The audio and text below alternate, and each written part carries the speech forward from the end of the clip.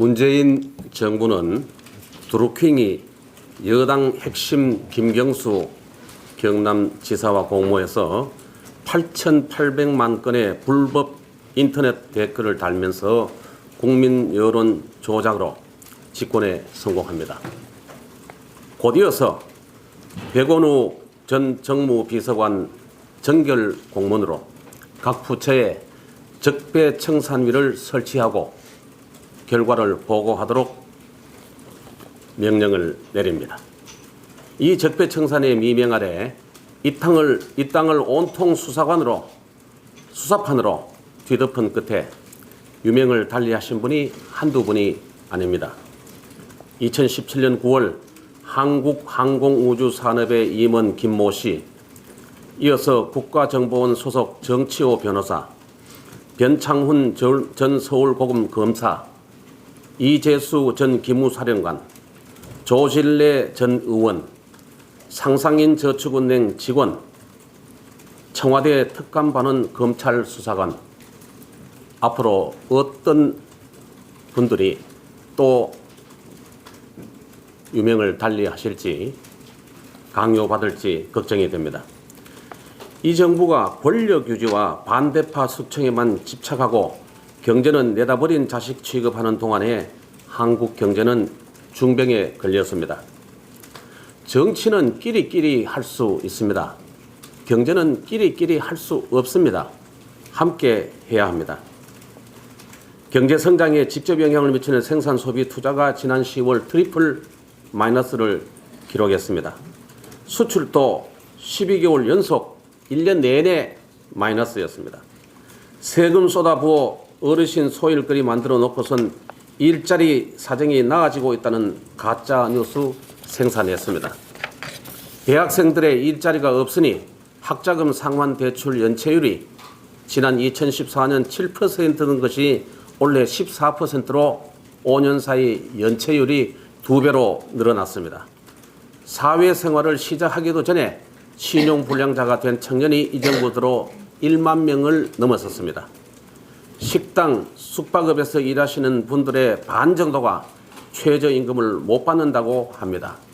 수입이 줄어드니 알바 2곳을 뛰시다 보니 근로시간도 52시간을 훨씬 넘는 경우가 다수입니다. 현행법상 이 골목 상권 사장님들은 전부 범죄자로 내모르는 것입니다. 역시 이 정부 들어 훌쩍 늘어난 통제입니다. 소비자 물가도 GDP 물가도 4분기 연속 마이너스입니다. 사실상 디플레이션 시작됐다고 보는 전문가들이 늘어나고 있습니다. 국제신용평가기관 S&P는 한국 경제의 가장 큰 위협 요인은 디플레라고 경고하고 나섰습니다. 반면에 전국 부동산 가격은 2년 만에 2천조 원이 넘게 올라 역대 정부 최대 증가 기록을 달성을 했습니다. 3분기 성장률이 전기비의 0.4%로 확인되면서 금융위기 이후 처음으로 1% 저성장이 확실시되고 있습니다. 우리 대한민국이 직면한 현실인데요. 내년은 2.3%라고 하는데 올해처럼 처음에 2.9% 시작해서 계속 내리 전망을 한 걸 보면은 언제 내년에도 1%대가 될지 모르는 희망 성장률에 불과하다 이렇게 보겠습니다. 영국의 파이낸셜 타임즈도 한국 경제가 반세기 만에 최악의 상황에 처했다고 합니다. 대한민국 경제가 위기라는 것을 온 세상이 다 아는데 딱 한 군데 청와대에서만 모르고 있습니다. 아니 모른 채 하고 있습니다. 이 모든 혼란에도 단 한마디 언급도 없던 대통령께서 최근 현안과 관련해 발언하신 첫 말씀은 야당 탓이었습니다.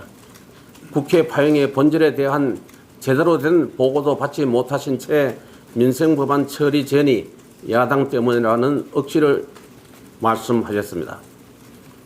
법대로 필리버스터 하자는 대로, 법 있는 대로 하자는데 법 못 지키겠다고 회의를 무산시키고 의회 독재를 공식화한 건 청와대와 여당입니다.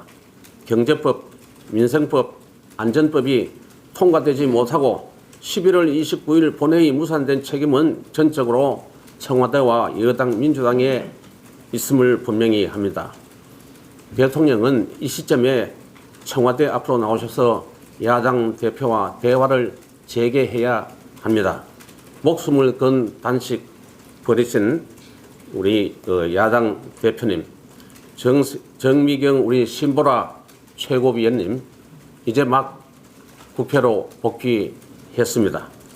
임기를 1년을 채우고 자유민주주의 시장경제를 위해서 고군분투 싸우시다가 물러난 야당 원내대표 나경원 의원님께도 대통령이 손을 내밀어야 한다, 이렇게 생각합니다. 놓치지 마시고 지금 대통령이 야당과 협치하십시오.